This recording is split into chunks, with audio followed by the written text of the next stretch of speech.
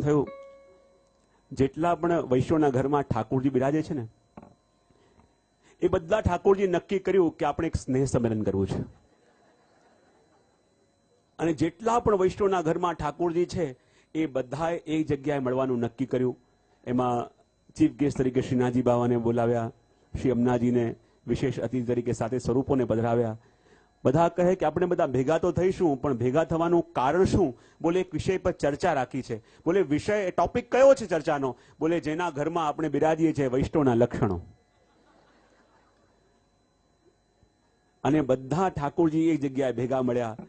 આમ બધા નાના લાલન બી હતા, ચિત્ર સ્વરૂપે પણ હતા, અને બધા ઠાકોરજી સુંદર રીતે ગોઠવાયા. ઉપર સિંહાસન પર શ્રીનાથજી બાવા, સાત સ્વરૂપ શ્રી અમનાજી પધાર્યા. અને જ્યારે બધા સ્વરૂપો હવે આ ટોપિક ચાલુ કરવાના હતા, વિષય ચાલુ કરવાના હતા, ત્યારે બધા ઠાકોરજી કહેવા લાગ્યા, અરે શું કરીએ, આ જે પણ વૈષ્ણવના ઘરમાં આપણે બિરાજીએ છીએ એ સેવા તો આપણી બહુ પ્રેમથી કરે છે, બહુ ભાવથી કરે છે, પણ ફરક એટલું એને જેવું ગમે છે એ રીતે બહુ સરસ. અચ્છા, ત્યારે બધા એક નાનકડા લાલન બિરાજતા હતા, એમને પૂછ્યું કે બતાવો પ્રભુ આપને ત્યાં કેમ છે? ત્યારે નાનકડા લાલન કે એમ તો મારે ત્યાં બહુ સારું છે, જેને ત્યાં બિરાજું છું બહુ ભાવથી સેવા કરે છે, પણ શું બતાવું, એ ઘરના બધા લોકોને ગરમ ગરમ ખાવાની બહુ ઈચ્છા, અને પાછું નિયમ પણ છે કે ઠાકોરજીની જે પ્રસાદી હોય ગરમ ન કરાય, અને પાછું ઠંડુ ભાવતું નથી તો શું કરે, એકદમ ગરમ ગરમ ઉકળતું મારી આગળ ભોગ ધરે, અને પાછો ભોગ ધરવાનો ટાઈમ 5 મિનિટનો. હું અડવા જઉં તો હાથ બળે, પાછું ઘડિયાળ જવું કે આ 5 મિનિટ થશે બધું પધરાઈ લેશે.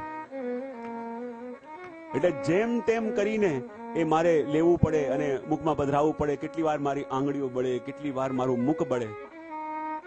આ બધી વસ્તુ આપણે કરીએ છીએ, અને એટલી પીડા મને થાય. બીજાને પૂછું પ્રભુને કે પ્રભુ આપને ત્યાં કેમ છે?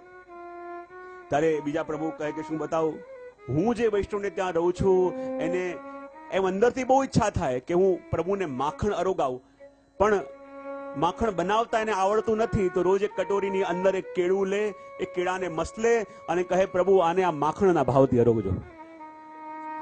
અને વર્ષોથી કેળું અરોગીને હું ભૂલી ગયો છું કે માખણનો સ્વાદ પણ કેવો હોય.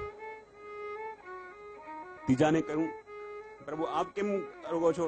ત્યારે કહે કે શું બતાવું, હું જે વૈષ્ણવને ત્યાં બિરાજું છું એ બધા બહુ હેલ્થ કોન્શિયસ છે. હેલ્થ કોન્શિયસ છે એટલે જે મારી સામગ્રી બનાવે એમાં ખાંડ પણ ન પધરાવે, અને પાછા કીર્તન ગાય, મીઠી ખીર જો ભાવે લાલકો, મીઠી ખીર જો ભાવે.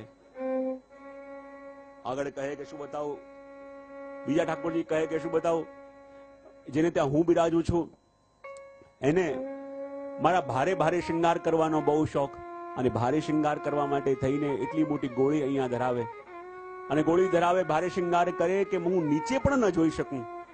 તો ત્રીજા ઠાકોરજી કહે કે આપણી ત્યાં કેમ છે? બોલે એમ તો બહુ સારું છે, પણ ઘણી વાર મને બહુ પીડા થાય છે. કે શેની પીડા? કે જેના ઘરમાં હું બિરાજું છું, મારું ઘર માનીને બિરાજું છું, એ ઘરના બધા વ્યક્તિઓને હું મારા પરિવારના જન માનું છું, પણ જેના ઘરમાં હું બિરાજું છું મને એક જ પીડા છે કે હું તો એને સદા પોતાનો માનું છું, પણ એ મને મારો કેમ નથી માનતો, એ મને પોતાના કેમ નથી માનતા? ત્યારે બધા પ્રભુ કે શું થયું? બોલે જેના ઘરમાં હું મારું ઘર માનીને બિરાજું છું, પણ જ્યારે એના ઘરમાં કોઈ શુભ પ્રસંગ આવે અને સૌથી પહેલા એ ઘરમાંથી મને જ બહાર કાઢે છે, અને એનાથી મોટી પીડા બીજી કઈ હોઈ શકે? બધા ઠાકોરજીનું મુખ ઉદાસ થવા લાગ્યું. બધા ઠાકોરજી કહેવા લાગે કે બિલકુલ, જેના ઘરને આપણે પોતાનું ઘર માનીને રહીએ છીએ, જેના ઘરની અંદર આપણે એમ માની રહીએ છીએ કે આ પણ મારું ઘર છે, અને જ્યારે એ ઘરની અંદર પ્રસંગ હોય સૌથી પહેલા મને ઘરની બહાર કાઢે છે. ત્રીજા ઠાકોરજી કહે મને પણ એવું જ અનુભવ થાય છે. બોલે કેમ?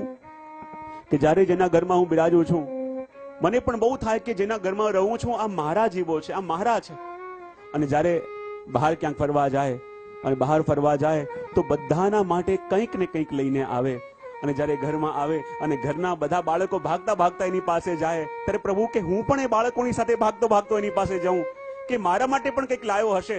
પણ જ્યારે એનો સામાન ખુલે બધા બાળકો માટે કંઈ ન કંઈ નીકળે, ઘરના બધા વ્યક્તિઓ માટે કંઈ ન કંઈ નીકળે, અહીંયા સુધી કે આસ પડોશના બાળકો માટે પણ નીકળે.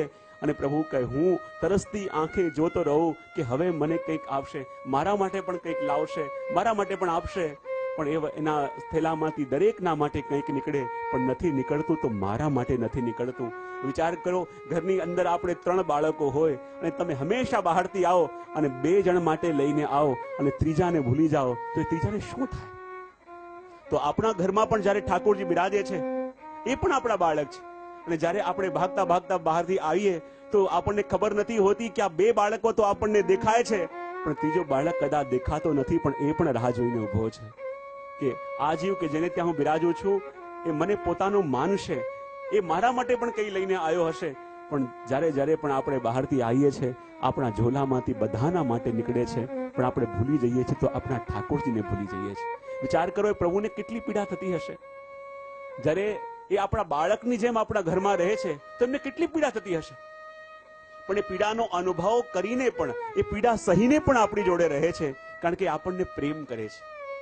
અને જ્યારે બધાએ પોતપોતાના અનુભવ કયા, પણ છેલ્લે નક્કી કર્યું કે ભલે આપણને ગમે તેમ રાખે છે, આપણને ગમે તેવી રીતે રાખે છે, પણ છતાં આપણા વૈષ્ણવ તો આપણને સદા સૌથી વહાલા રહેશે.